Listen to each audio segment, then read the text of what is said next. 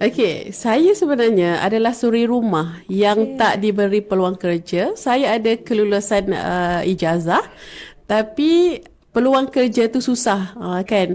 So, bila saya terlibat dengan bisnes online ni dan saya lakukan berterusan.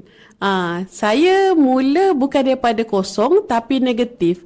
Pinjam daripada husband saya sebanyak 500 pada awal permulaan, dan bulan pertama pinjam 500. Bulan kedua saya pinjam 2,000 dengan kakak saya.